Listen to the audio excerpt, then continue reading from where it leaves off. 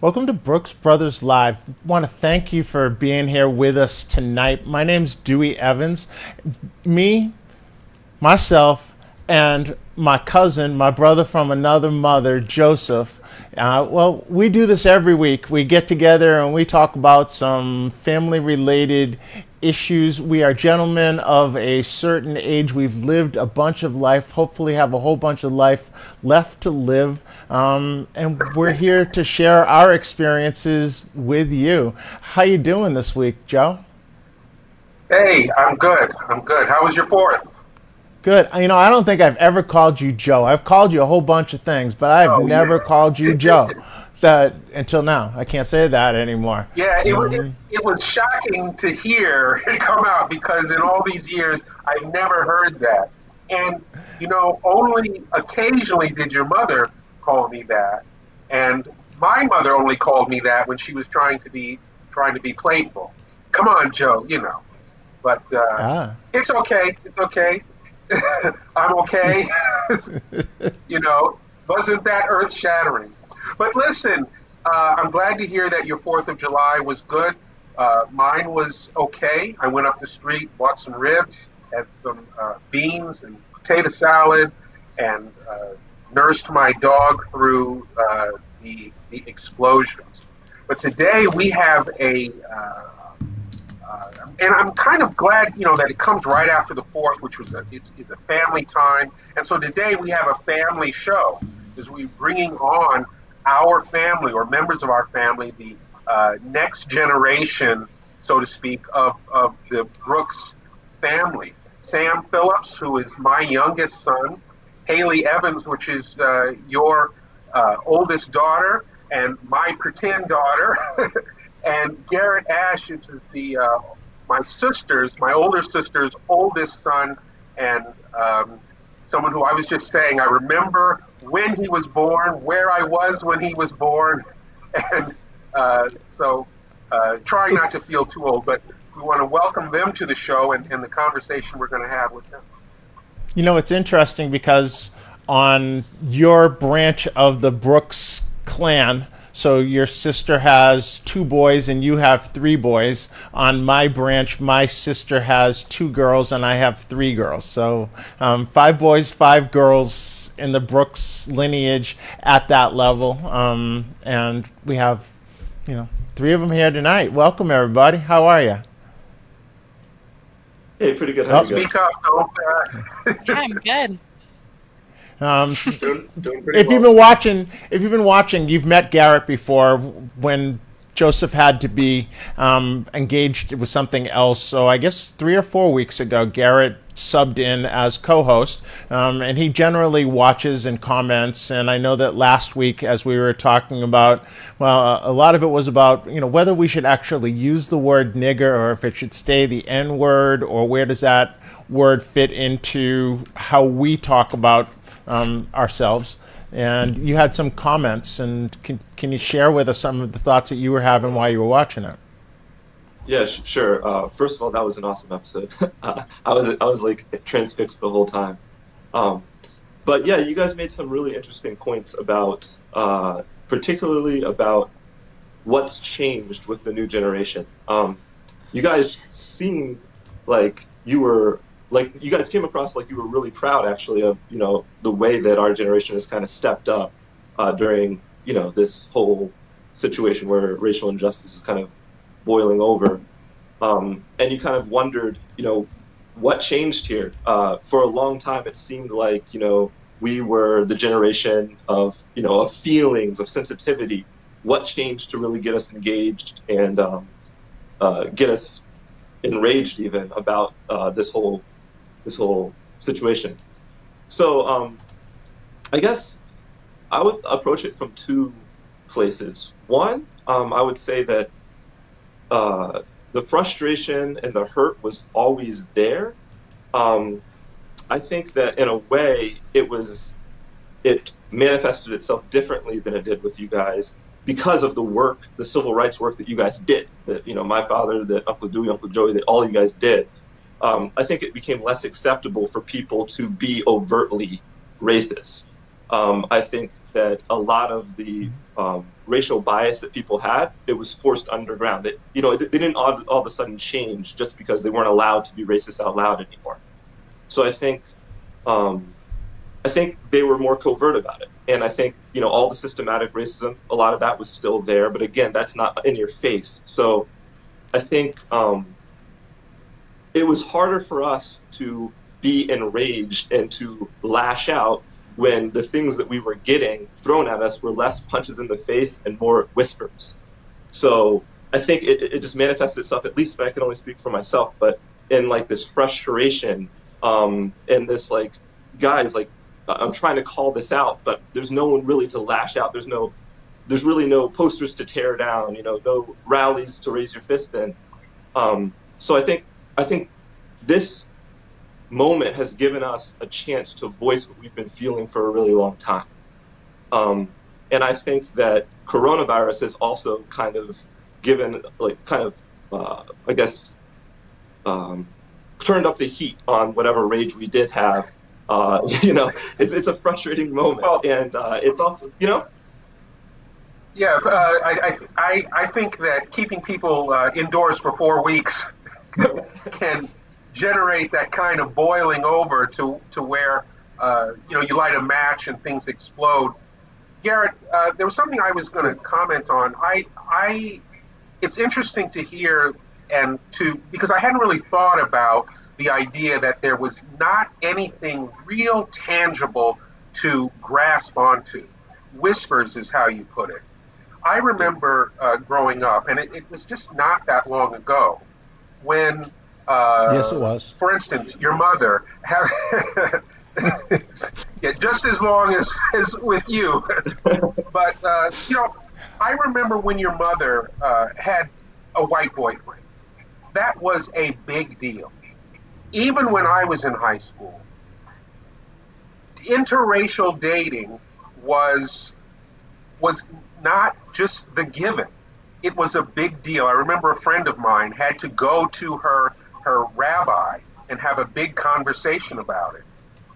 Her parents were very who I loved, who I grew up. This is one of my oldest friends, by the way. So I knew her parents, was in Cub Scouts with her brother, but her dating another black student was an issue for them. Now, in your generation, and I might even toss it to Sam or to Haley because they are a bit younger than you, but in their generation, this kind of interaction seemed to be quite normal. No one even thought about it twice. So I'm curious about the types of slights that might generate the same type of rage or that kind of frustration that you described when socially things had really changed quite a bit from even from when I was your age. Yeah. I will leave that to Haley or some of you guys have examples. Well, one of you guys might want to jump in, and Sam, for instance, let me ask you that question because, quite honestly, in once the demonstrations began, I saw you out there. There was a clip that we shared of you on the news, and you were sharing some things, and I was actually kind of surprised. There were things that I was hearing from you that I had not expected to hear, given where you grew up and the way in which you grew up. So can you speak to... Sam, before you jump in, just so you know, on this broadcast, you have been nicknamed Samuel X. That is who you are at this point in time. Samuel X. All right. Well, I mean, what exactly was the question? Are you suggesting that my question was not clear? What I'm asking,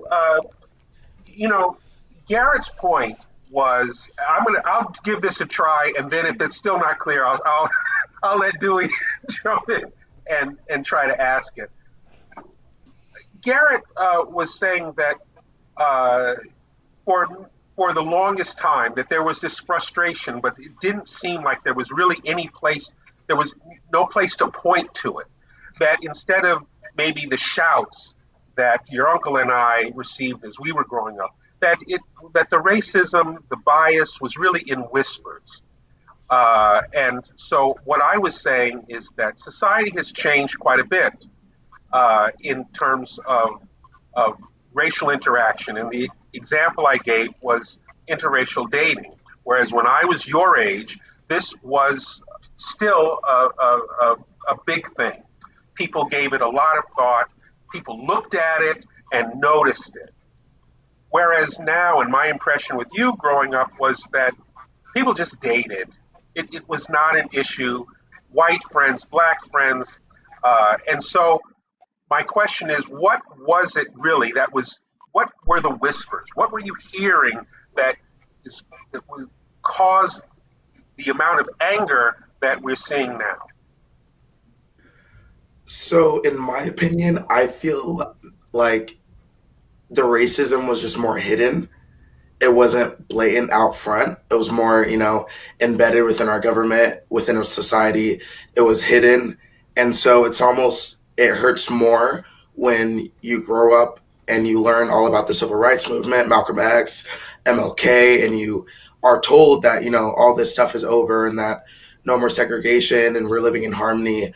But then you grow up and you get educated and you start to see all these things, inconsistencies within the government, within society of, black people and minorities being treated differently. And you learn about all of these systems that you didn't even think twice about. And then you read about and you're like, well, hold up, this is the same thing that was going on in the 60s, in the 50s, in the 70s. So I think what angers us most is that things haven't really changed.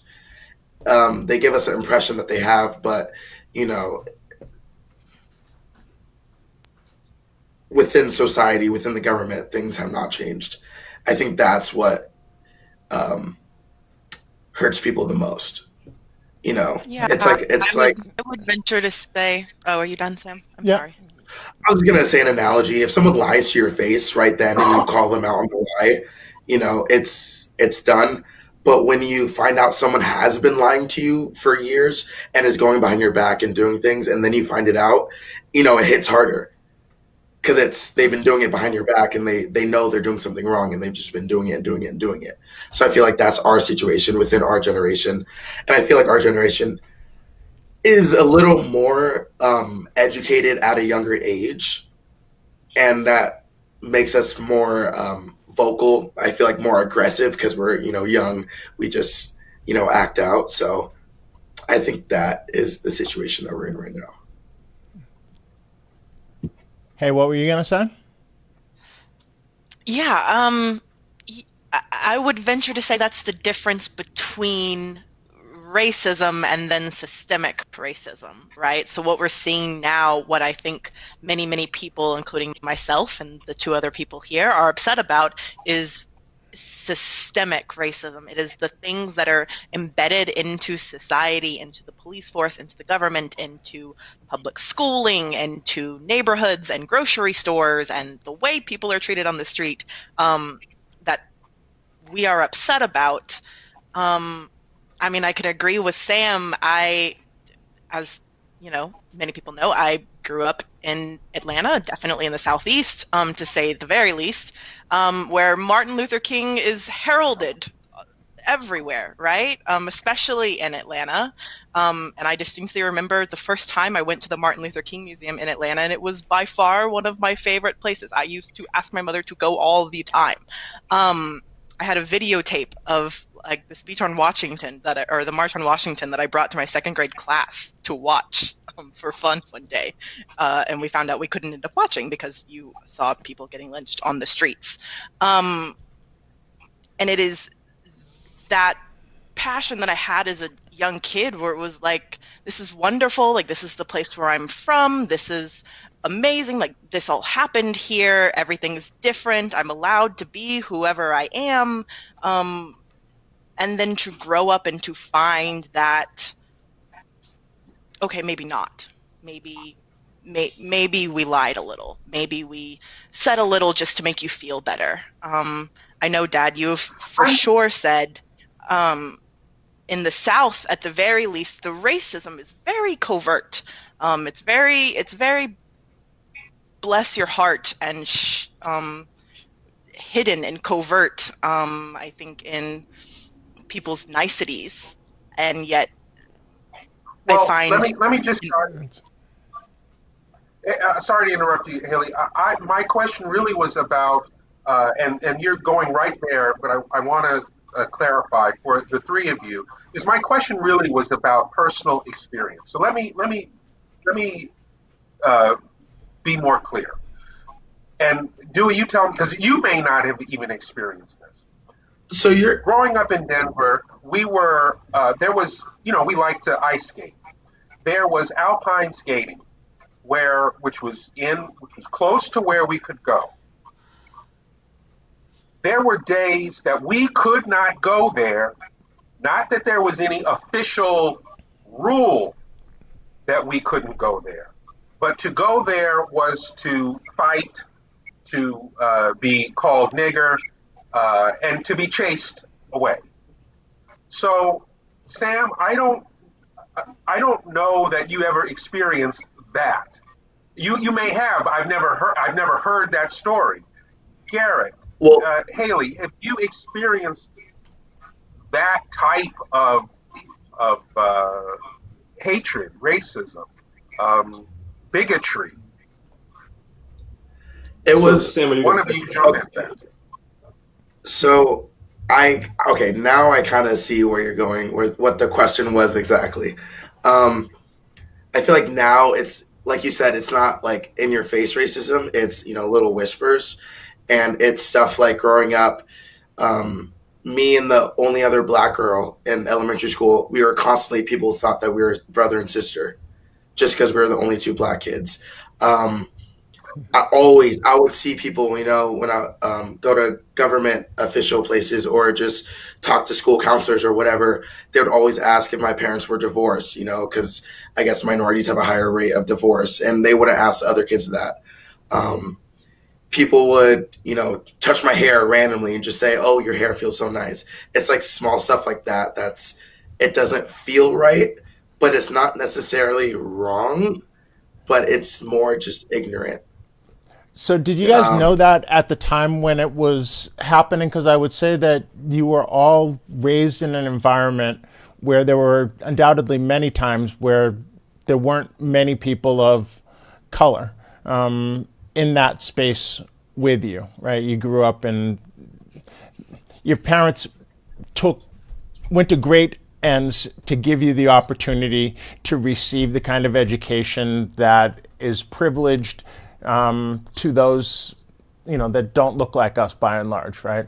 And so did you experience those things with the knowledge that they were happening at the time, when somebody, instead of patting you on the shoulder, patted you on the head to feel your hair and things like that? Or is it only now, as you look back, that you're recognizing that those things were happening? So I can say, at least personally for myself, it changed as I got older. So when I was really little, I was, the type of person who I didn't even understand that I was black. I said, like, some of my white friends had more of a tan than I did. So I said, "Are they black, Mom and Dad?" I didn't get it. But the same thing that happened to Sam started happening to me, the touching on the head, always feeling my hair. I would come back home. I'd complain to my parents about it. I'd say they won't stop doing that. And then that's when I started to understand why they were doing it. And of course, when I get into middle school, definitely high school, I had a thorough understanding of what it was that was happening. I would say, even if it is harder to point to the big things that happened because, again, people weren't allowed to do the big things because of all the progress that your guys' generation made. But I think there were things like the patting on the head. There were things there's differences in the way that we were talked to versus the way that our white friends were talked to. I think being very light, I kind of got that middle experience where I saw the difference between how I was talked to, how my white friends were talked to, and then how my darker skinned black friends were talked to. At one of my jobs, I had a coworker who refused to refer to my darker skinned friend as anything but Skippy. It just that kind of thing, just very like degrading, dehumanizing. Now, did he ever say anything about how I hate blacks? No, he was not allowed to. But he showed his disdain in microaggressions, just in the same way that we see like biased hiring practices and all those type of things. Haley, you're shaking your head yes. I'm sorry, Dewey. Yeah, I mean, I think. Go ahead. No, I definitely can relate to light skin privilege. I think to some extent, there's. I mean, I don't even have what I would consider like mixed girl hair. I don't have like the kinky, coily, situation going on, so I can pass if need be, or if people want to or want me to, I guess. But I think for me, a lot of what I've experienced has been, yeah, but you're not really black, or yeah, but you don't talk black, or you don't hang out with the black kids, so that you don't Right, so you don't really understand. Yeah, so there's the question, right? So Haley, half of her family, so your mom is white and that side of your family. In Garrett's case, his grandparent on his grandmother, yeah. mom's, so his grandmother was married to, or had a child with someone who was white, and so therefore he is 1/4 white. Sam grew up in a family where your mom's side is about the lightest skinned people I can imagine, with red hair and all, but you're also spent your life as an elite gymnast in what is, largely still a predominantly white sport, right? We can talk about Simone Biles and Gabby Douglas all we want. It's still predominantly a white person's sport.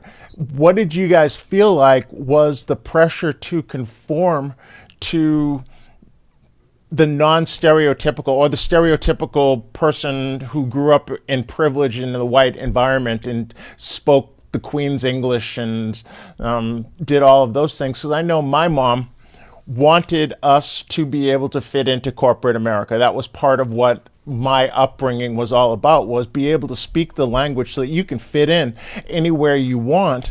And I've certainly find myself to this day code talking when I wasn't necessarily brought up in an environment where that was anything that I ever did. But now, having spent a lot of time working in inner city tennis programs, I find myself at times code talking when talking to others. What has y'all's experience been in terms of how you felt like what was permissible in terms of how black can you be? Can I add to that question? Sorry. Just for Haley, because I know she mentioned people were telling her, you don't even hang out with black people, you don't count. Haley, were you mostly getting that from your white friend crowd, or was it from both black and white, or where were you getting that from? I mean, I would say my white friends. I wouldn't say that I grew up in any of the schools I went to where there was a large enough black population for me to even say that I had a black community of friends. I may have had one, I may have had two, I may have had a couple in my classes, but I wouldn't say that it was, we were all best friends, which I think to some extent I was okay with. In my mind, it was like, I don't have to be friends with just black people. I'm allowed to be friends with whoever I want.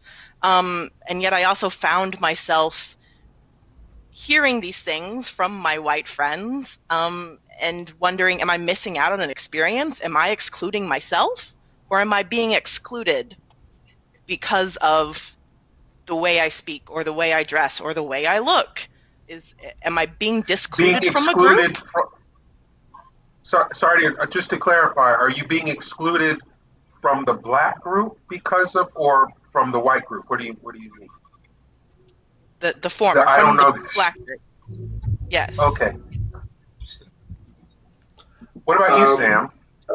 Yeah, so I actually wrote about this in my TED Talk during the school year. I did a TED Talk on whitewashing and how it affects the black community. But I found it very hard on both sides because while, I was light skinned and I'm not even like mixed, but I passed because of my lighter skin tone and my just features, I guess, the way I spoke and, where we grew up, predominantly white Jewish neighborhood. Obviously I had a lot of white friends, and the bigger black population, the I met more black people once I got into middle school, because then some of the inner city kids started coming in, and then high school. Um, I always felt kind of I couldn't really vibe or connect with them, and I got words thrown at me like I'm not even black, and they were even talking about because of like maybe how I dress or what I talk like, because of where I lived and just my skin tone, um, which is the most ignorant thing. And I heard a lot of that growing up, and I just thought that was so dumb. A kid once told me that an Indian kid was blacker than me because he was darker than me, and that was just These are I have black had students that multiple white friends tell me that they are blacker than I am. yeah. These are black students, yeah, Dad. So I always felt, but then I would hang out with my white friends, and I always felt a little distant because, obviously I'm not white, and I had different experiences, and they might have said stuff, microaggressions or something, and I would just have to like sit there and take it. So it was very like weird on both sides. Like I could like inch my way in, but I never felt like settled in like a community. Yeah. So I would say So that is like perfectly said. That feeling of like, okay, yeah, you're allowed in the room, but you're not sitting in the chair next to me, really. Like you're not Yeah. really family, Yeah, that's really well said. I kind of experienced the same You can thing. hear, but you can't contribute. Yeah, right, yeah. And like Or yeah, I it was, remember. I think Haley even said earlier, being the token. Like, if they needed me to be the token black person, I was always the token black person. They'd laugh at my jokes when they weren't funny, but not take me seriously. They in high school had trouble finding a girlfriend, like all that stuff. Um, but I think the thing for me, and this is what I noticed, is that the black community, any problem that they had, I could solve it easily by just talking to them and letting them know, like, hey, I have I have experiences that are just like yours. Yeah, I'm light skinned, but we share this in common. We share this in common. And I always felt like, black people in America, we're all like, we don't even know what countries we come from, right? But we're all the same because we share somewhat of a black experience.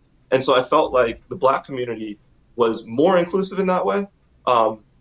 If I pushed my way in, versus the white community, they would always have the door open, but they'd never actually let me really sit at the table. And I felt like a lot of times they would use that I wasn't black enough because they didn't want to hear the black things I was saying.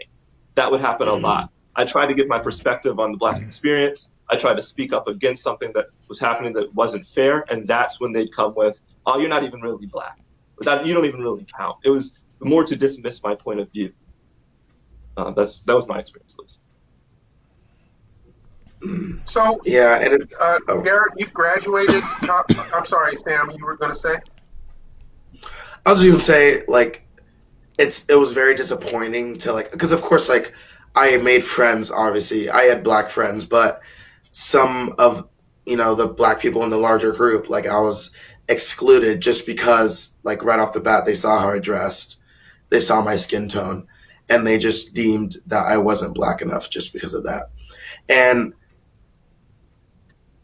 it's complicated. Sorry, as your father, I'm sitting here going, what was wrong with the way he was dressed? I can't. I mean, I'm trying to think back on how you were dressed. You've always been like very fashionable. So Yeah, he's always. I'm very confused by that. Um, well, like they come in, they're wearing joggers or like basketball, Air Jordans, jeans, sagging a little, baseball jerseys, stuff like that. And you know that, like Oh I yeah, never wore that stuff. Like I wore Vans a lot, Converse, like I H&M, so like I guess I wasn't hood. That's what it was. I wasn't hood. And in their You eyes, know what being is so black funny and being about this? hood. I'm sorry to interrupt. You want to know what's so funny about that, and then then we get back to it. But Dewey, I'm going to share this with you. Want to know what's so funny about that? Because he said, "Oh, I wore H&S." You know how many black people were in that store over Christmas? The idea that he had some friends, Yeah. knuckleheads, who, oh, that's H&S. Yeah, where do you think your mother was? I saw your mom up there over Christmas and the holiday shopping up there just like I was. Anyway, I'm sorry. What I It was wanted fun. to ask is, I know Haley and Sam are in college now. Garrett, you graduated, but I'm curious if any of this changed when you got to a university. I mean, which is supposed to be, our universities, this open-mindedness, this woke culture now. What is it like on the campus? Sam? Yeah, and, For and me, Sam's at a big, at University of Nebraska, and a big athlete. And Haley is in school closer to home now, but she went to a very small Christian school out in Santa Barbara, California, which was probably a very different. Now, I'm not sure there were very many black people at all at that school. There were 25 of us, Wow, the fact that you actually know how many there were. No. and I was So number 25. One of yeah. three in I our mean, class. for me, I feel like it's less about the university and more about the state because I am in Lincoln, Nebraska, and that's not the most diverse city or state. So I definitely had a lot of people asking me questions. Like, I got a ton of people asked me if it was allowed to say the N word in a song. Like, too many people. And so I was just thinking to myself, like, oh my God, what were you doing before I got here? Like, what? Um, but I just think to myself, like, because people ask me, like, oh my God, like, Lincoln, Nebraska. And I just, like, in my mind, I say it's better that I am here so I can educate them than if I'm not here, because then nothing gets done. So, You don't but feel I've like you definitely have had the my fair pressure to speak for all black people? Hmm. a little bit, yeah. Especially because me and Khalil are like the only two black kids on the team. Um, we kind of gotta like hold our own and make them like make sure that we're not being disregarded or run down or just being used as a token friend. Um, but besides that, I would say it's been pretty within the college and university side. It's been inclusive. It's been pretty good. I haven't run into any problems. Besides just people being a little ignorant and asking me questions like that, because then it's like, no. But with the people, though, outside of the college, I've gotten stares, I've gotten some looks, I've gotten people calling me a dumb monkey when I was walking out to protest. So, Wow. so yeah, stuff like that. But for the most part, I've been pleasantly surprised. So, So I'm going to take this back to our generation for a second there, Mr. Phillips Sr. I've been running into enough white people that want to know how they can fix it, so to speak. And I'm been trying to tell them, not really looking for you to fix anything. There's nothing you can do. What I really want you to do is to not be so defensive and really sit back and listen for a change instead of trying to pontificate and lord over us of how we should be doing things. What's your experience at this point in time? I guess with younger people, there's probably not as much them asking how they can fix it. So, but what's been your experience at this point? I'm curious. I think Dewey. I think that's a great question, and because I actually think there's probably more, and I'm curious to see, but my bet is that they're more from their generation who are asking those questions. I've had just a couple of people ask me, kind of DM me, friends, and you're not going to like my response, which is cash payments. Cash at me. That's how you can fix it.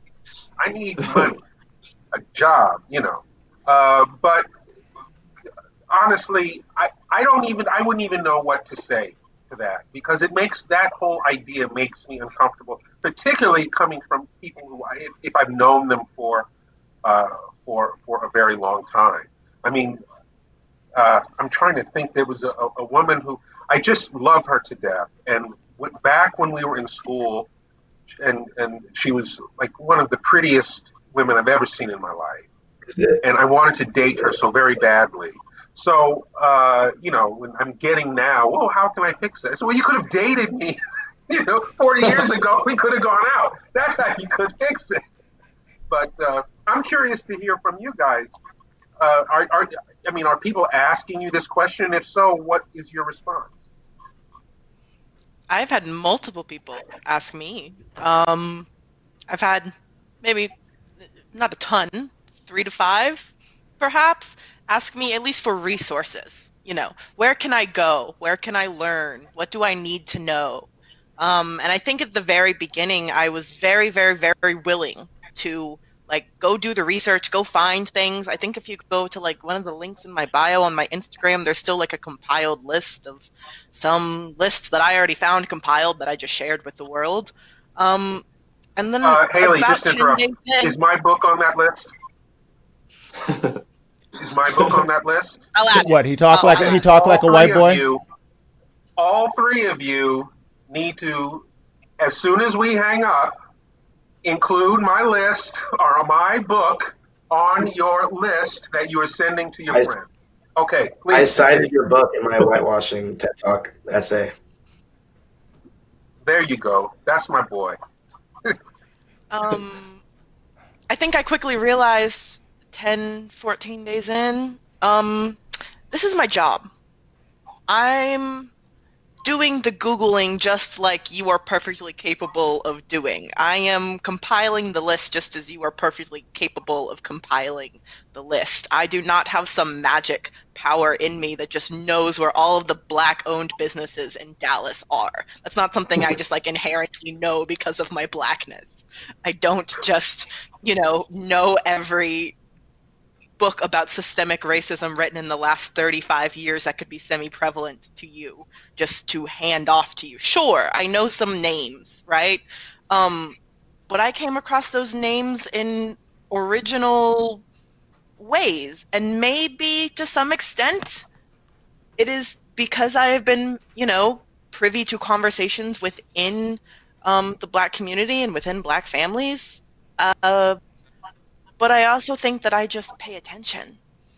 I think if you just look around for 10 seconds, maybe if you go follow an extra 3 to 5 Black people on your Twitter, you'll hear a name enough, or you'll see a name enough, or you'll see a book cover enough that you'll be like, oh, maybe I should look into that. Maybe I should know more about that term. It's that easy. I took that weight off of my shoulders and realized it's not my job to educate you. If you're willing to ask me about my personal experience, that's something that I'm willing to share with you. Folks. I'm willing to share with you our, intimate relationship as far as it goes with racism. So if my friend is asking me, what have I specifically done that has contributed to you feeling a certain way, then yes, of course, I'll share that.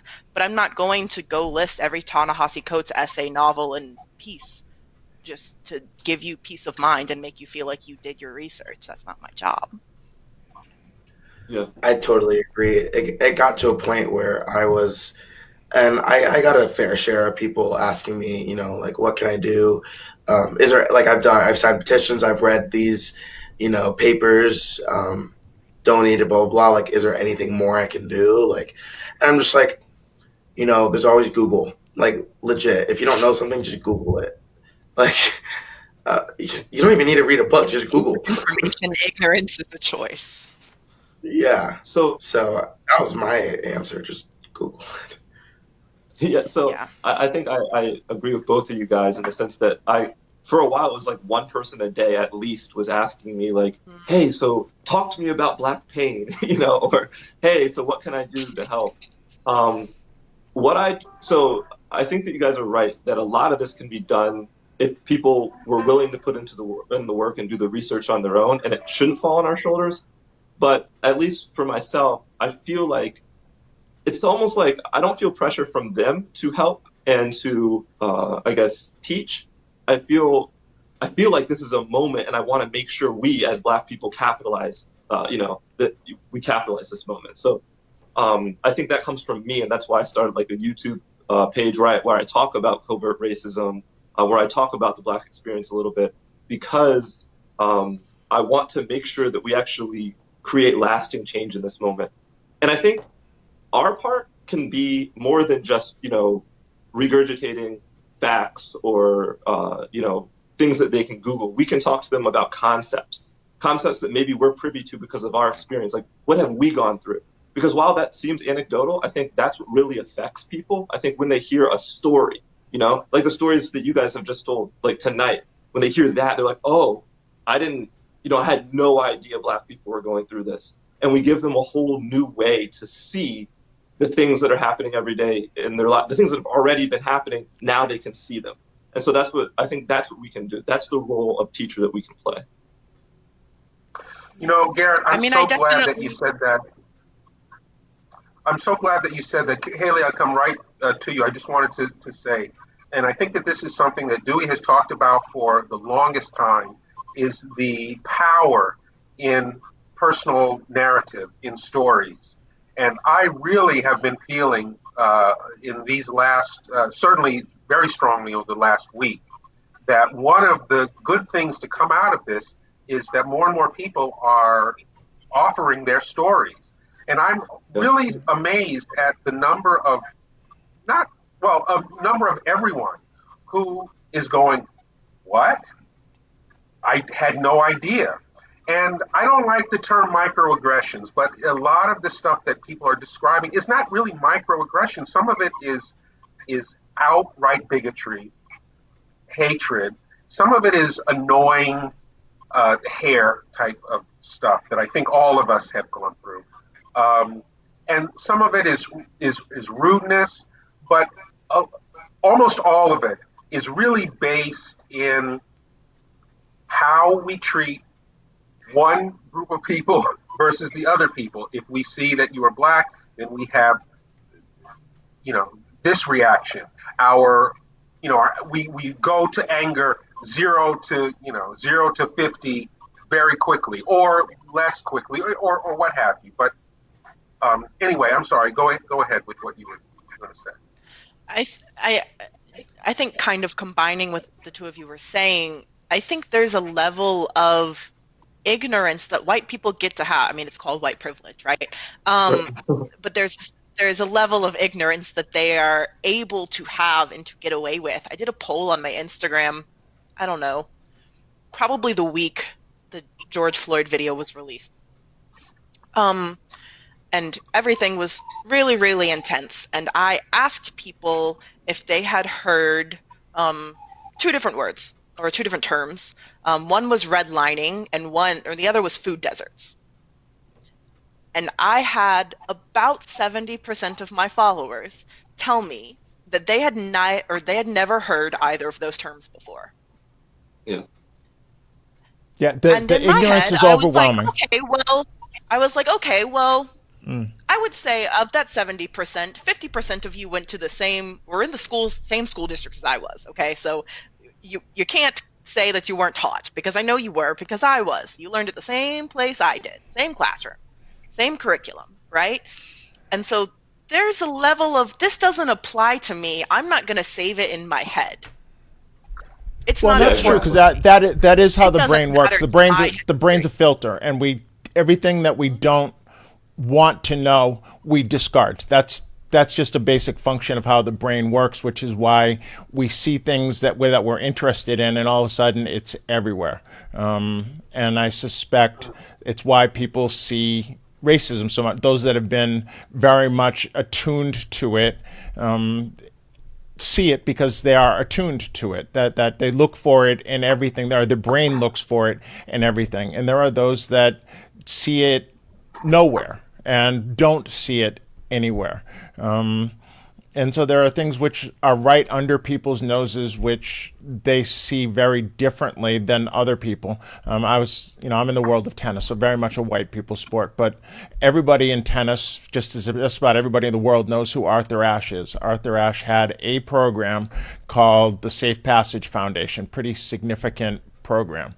I was talking to somebody who is in the world of tennis and of my age, so not someone who's young, who didn't know that the Safe Passage Foundation had even existed. And so how can you not know of something that's pretty significant in your sport unless that part of the sport wasn't something that you cared about?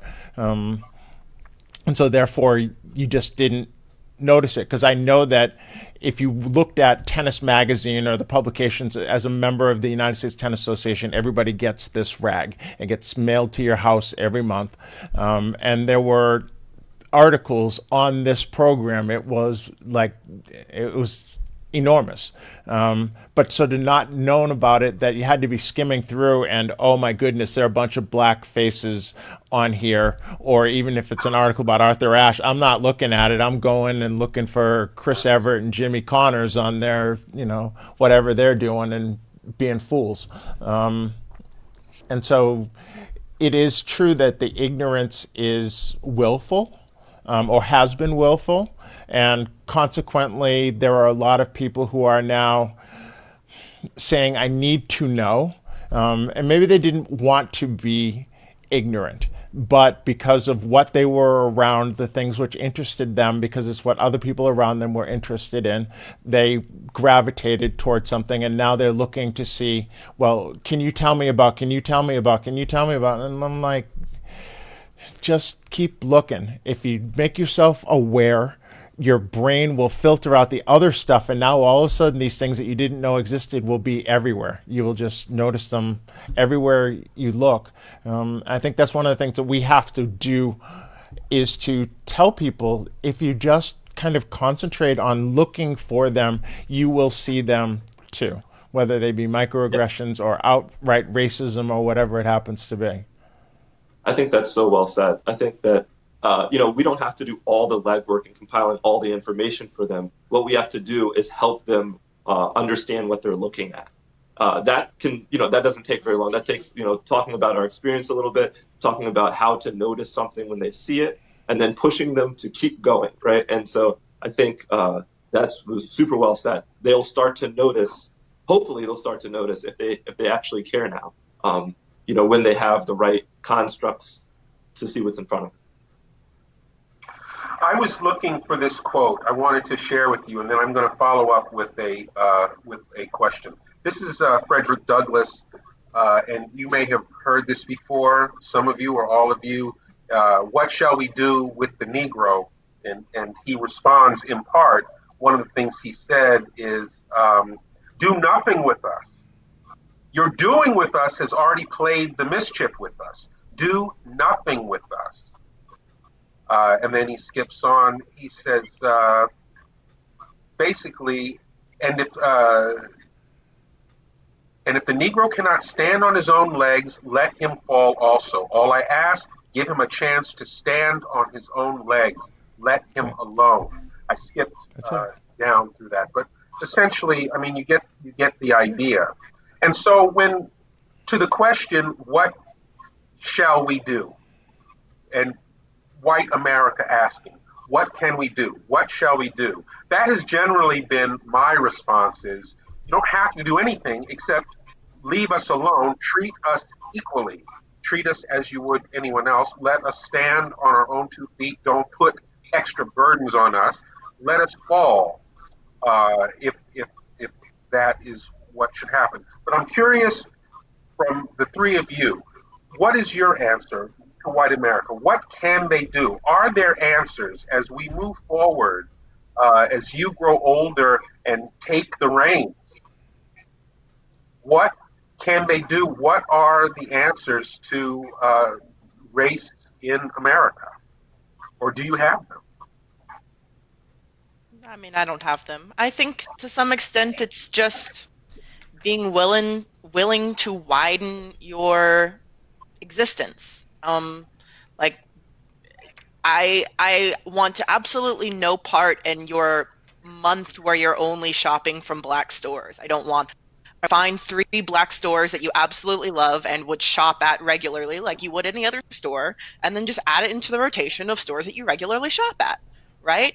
I I I think to some extent they need a contextualization and they need a framework to know what they're looking for, kind of like what Garrett said.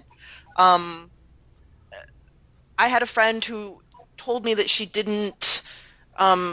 Her mother is a nurse in a hospital, and she says that every black patient is treated the exact same way, and that there's no issue, and she doesn't understand why black people don't trust the medical community. It was like, oh, okay, so I need you at the very, very, very, very, very least to go to an inner city and see how many Whole Foods there are around, how many 7-Elevens. And then I want you to understand like the difference in diet, okay? And then I want you to understand how that can play into people's health. And then I want you to go and circle back, and I want you to go look at late 1800s to early 1900s and understand the relationship that the black community had community then, and then understand how generations work, and then tie in the framework that we have today, right? But I don't want to have to be the one to like walk your hand with you to South Dallas and be like, oh, look, there's Dr. Joe's here. Yeah, I think that's it. It's like, so I would say it's funny because Uncle Joey, you mentioned the leave us alone, leave us be, and I think that was the primary vehicle for moving towards equality in your generation. It's because there was so much of this, like I said before, in your face racism, like leave us be, like treat us equally. Now I think because so much of it is subvert or covert, I think saying leave us be, there's a confusion with that because a lot of white people are saying, oh yeah, we already are leaving you be. There's no racism. It's not a big deal. So we have to explain to them why there is racism, what it looks like now, so they can see it, and then leave us be. If that makes sense. Like understand what's happening, and then treat us equally. We must change the framework from which they understand look at racism. Yes. And I think a lot of that. Yeah, a lot of that is understanding where things came from. Why are things the way that they are? Oftentimes people just go through and they believe, well, it's always been like that and it's, nobody put it in place. But looking at why are certain things the way that they are? Why do some people push for more private prisons? What is a private prison? What is the economy that's built around that? And consequently, if we have to support it, what are the laws that are in place? We've been having a ongoing discussion for, I guess, the last month or 5 weeks, where Joseph has really been saying that his proposal is just get rid of the war on drugs, that it is to prop up a system which does nothing for us and everything against us. And then you want to talk about the fact that there are not enough 2-parent households and things. Well, why is that? Because you're taking, crack cocaine and you have it incarcerating people, where people walking around with an 8-ball of regular old cocaine, they're getting a slap on the wrist, and that has created some of the things. And I think so helping people understand why certain laws are in place so that they can look a little bit deeper and see things a little bit more deeply will help, because it's not all about, what happened to me. That something might happen to me because somebody just didn't like the way that I act, because sometimes I'm an ass, right? That's just the reality of it. So just because somebody treats me as if I'm an ass doesn't mean it's because I was black. But if there are things your mother used to say, Your mother used to say sometimes people don't like you because you look too good, you know. So Um, Right. yeah, I agree with that. that Pointing people towards the data and the stats and the systems that are in place that are creating the unfairness, and so they can see it in a new light and they can see how it, you know, like keeps this narrative of, or this keeps this racism and keeps the systematic injustice going. I think that's important. That's the only way we're going to get a change is if we point them in that direction. Mhm. Sam, what you got to say? I'm gonna go to you, and then I gotta go ask your dad about apparently this story that my mom told him about somebody who was passing or trying to pass, and he oh, promised that he was going to share that this week. But what do you have for us? Um, in my eyes, I think that whether we like it or not, we need the white majority on our side so that change can happen. You know, it might not sound right, but we're in that state in America where a white person will listen to a white person more than they will to a black person, especially coming from a um, place of authority. So I think that we just need, um, you know, people who aren't black to see black stories, to hear black stories, and to like recognize them, and to, like you said, like you guys said, see the data, um, you know, educate themselves and see everything that's wrong, so then they can help us make the change. And so education, and it's not enough just being silent and being not racist. You need to be anti-racist, which means taking actions to prevent racism and to combat racism. You know, I was talking about this with my coach the other day, and a couple of black alumni from the Nebraska gymnastics organization. But if, you know, a white team captain or a white person sees another white person, you know, being racist or saying something racist, and then they go to the black and say, "Hey, you should do something about them because they're being racist." Don't come to me. You should say something Right. too. Like, it's like, if he's being racist, he's being racist. So you need to, you know, call him out for it too. Because if it's just us, there's always going to be one of us around to, you know, call them out, and that's the problem. You know, these white communities who all they know is and then they their white communities, and yeah, and then they're all they seem to think, oh, just black people complaining again. I exactly. haven't done anything. So I'm innocent. They're too sensitive. we need to make a world where we don't have to march for our own lives. Other people will march, you know, for our lives as well. Do you get what I'm saying? I love Like, that. they need to I like think, hold people accountable too. It's not just our job to fight this fight. It's everyone's job because it's something that's wrong happening and it needs to be fixed. So You we have just to be need the willing to majority call of out people. people too. Yeah, and hold people You accountable because have to that's be willing to say, like, I was with my Hispanic best friend the other day, and we were next to this white girl who was kind of our friend, and we were popping champagne, and I squealed, and she said, "Oh, you're such a basic white girl." And my best friend looked at her and said, "Or she's just a person who screamed when champagne popped, and that's just who she is. She doesn't have to be white to act that way." She was like, "Oh, it was just a joke," and it was like, "Yeah, but it's not a joke. identified her as something that she doesn't identify as." And in that moment, like, I pulled her aside later and I said, like, you know, you said something that you didn't have to say. I could have said that. I could have done that. But you took that upon yourself as a non-black person to say that wasn't cool. You can't do that. yeah, I Yeah. love that because I think that's the awesome thing about this movement right now is, correct me if I'm wrong, but I didn't see, like, in the civil rights marches of, from before, I didn't see this amount of white inclusion. I didn't see this many white people marching, this many white people speaking up, this type of inclusivity. And I think I think that might be the next step, is that we actually do have the white majority coming on board. And if we can bring them on board in the right way, maybe we can actually change, how America thinks about race permanently. Well, this brings me to I now want to know. I don't know if we have enough time to get into it, and we actually don't. But I'm curious if you feel that the movement is being co-opted, uh, infiltrated, taken over, redirected for other purposes.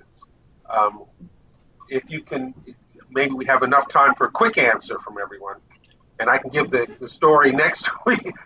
I can give the story. Yeah, so let's go speed round and give everybody, you got a minute, 90 seconds tops, to say what your belief is about whether this has been co-opted or not, and we'll kind of go youngest to oldest. So back to Sam.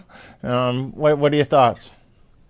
Very uncomfortable sometimes or confused. I'll be in the protests and I love to see them there with us, but I feel a bit uncomfortable when I hear, these white guys who are like, seem very, those skater guys who just seem very like anti-government, chant, like start the chants and stuff. And it's like, thank you, but like, I don't know. It's very weird. It's a weird feeling because you feel like they're like too into it, but they should be that into it, right? Um, Very weird. Very weird. I think it's just like, it's us having to let go of our like ego as a race, I feel like, and just like accept help. But then again, when you see that help being taken to the next level, that's when you say, okay, you gotta, step down, but that's how I Yeah, feel. I would say there's a Okay. lot of white saviorism going on.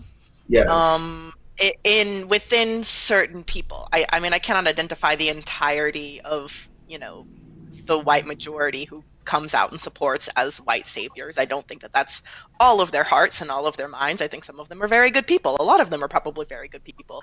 Um, and some of them may have intentions I don't necessarily understand, which is what white saviorism is. I am going to come and I am going to make this better for you. My presence here will make this better for you. Um, I mean, at the protest I was at, the girl leading the chants was this 16-year-old white girl. She had Yeah. like pink hair and like grungy shorts on, and I was like, "This is why is nobody else saying anything? Why? What about this makes us uncomfortable? What makes us feel like we can't say anything right now? Is it the fact that we're being led down the street and directed by police? Is there some discomfort there that we think that we can't say things like, you know, screw the corrupt police or whatever was being chanted? I can't quite remember. Um, but I do have we a not have feeling that? it wasn't Are we screw the scared? Are police. we uncomfortable? um, yeah. What about that makes us feel uncomfortable? Why are we allowing the the white people to come in and take over? Presence is a difference than, leadership. Presence is different. Yeah, I like that. All right, I'm writing that down. Garrett. Yeah, so yeah, I have mixed feelings on it, just like I feel like everybody here does. I think that is going to be some level of co-opting with any movement, especially the wider the movement is. And this movement is wide by necessity. Like, since we need white people, there is going to be some co-opting. I think it's important that we keep our eyes on the ball, which all of us, since we're talking about this, we are paying attention to that, and we just need to make sure that the messaging doesn't get too far away from what our realities are, and we need to make sure it continues to go in the right direction by lending our voice. And I think the thing that I take comfort in is that I have had white friends that have asked me, what do I do? And while that is frustrating and tiresome, that actually means that there are white people that are listening instead of trying to co-opt. So, it's a double-edged sword, but I think as long as we keep lending our voices to the movement, as we encourage white people to lend their voices, we will be okay. I guess that puts it to Terrific. me because this guy over there is older than I am, so I get to go next. So you just need to be quiet for a second. Um, Okay. I I don't know as this has been co-opted because I don't know as anybody was really clear what the movement was to begin with. There's a lot of people talking about Black Lives Matter. I don't really even know what Black Lives Matter as an organization really is. This was really a moment that I guess what we all saw was we saw where folks were on George Floyd's neck, and we all really kind of let out a collective "get off my neck, dog." Right. That was just too much. And we haven't yet found what will appease us. What are we looking for? We're not looking to, be able to ride in certain parts of buses or things like that. At this point in time, we really need to find out what is it that we're looking for. Is it we're looking to improve the rights of people to be able to exercise their franchise and make sure that they can vote and make sure that those laws are in place so that people can actually have some self-destiny? As I was, and I'm going past my 90 seconds, but I just, and for the first time ever, actually took in the whole letter from Birmingham jail. And one of the things that, he was there for was because there were counties where it was a vast majority of black people in those counties, and they never won an election. None of the laws were ever such that they benefited black people because black people weren't given the franchise to be able to vote. So they knew what they were fighting for. We're not so sure in this one. At least I haven't heard anybody be clear as to where I could devote my energy to help the cause. That's it. Well, very quickly, I do believe that the movement has been co-opted, and in part because, for the very reasons that you stated, Dewey, is I think it was very narrow at the beginning. What we were talking about was police brutality. That's what the kneeling was originally about, Kaepernick. We were talking about police brutality. And then suddenly now we're talking about a whole bunch of other stuff, healthcare and other stuff. And they're singing the Black National Anthem, which is a beautiful song. I've always loved it. NBA is going to paint stuff. And I'm looking around going, I've never met one black person that asked for any of that. What we have asked for is police to stop killing us. Like, as you said, get off our neck, dog. That's what the movement was about, and I think it's morphed into other things. We end up with Chaz and all kinds of other things. But that said, and I see people's mouths drop open at that, and we're going to have to leave it there because we're out of time.